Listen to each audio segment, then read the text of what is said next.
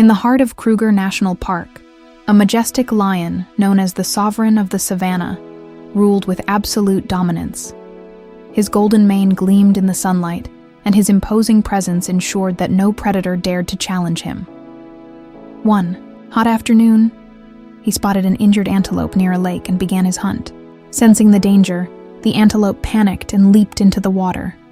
Driven by instinct, the lion followed, only to realize too late that the lake was deeper than he expected. Within seconds, the powerful current began to drag him down, sapping his strength. At that moment, Daniel, an experienced park ranger, was patrolling the area in his vehicle. He noticed unusual movement near the lake, and as he approached, saw an orange blur beneath the water. His heart pounded. The lion was drowning. Without hesitation, he stripped off his jacket and dove into the murky water. The current made swimming difficult, but Daniel pushed forward. After several attempts, he managed to grab the lion's paw and, with great effort, dragged him toward the shore. The animal's massive weight made the rescue exhausting, but Daniel refused to give up. Once on solid ground, he laid the lion on his side and began chest compressions, relying on his knowledge of wildlife first aid. The seconds felt endless, until a faint tremor ran through the lion's body. A weak breath escaped his nostrils. He was alive.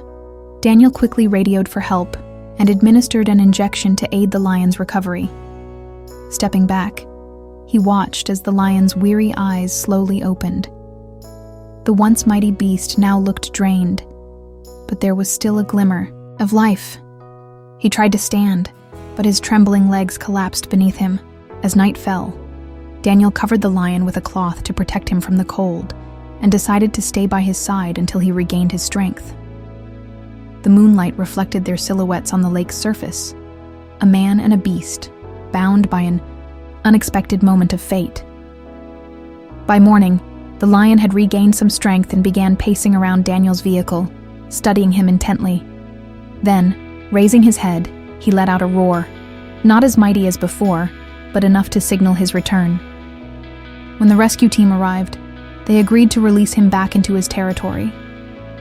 From that day on, something extraordinary happened. Whenever Daniel patrolled the park, the lion would appear in the distance, silently watching him, as if protecting the man who had once saved his life.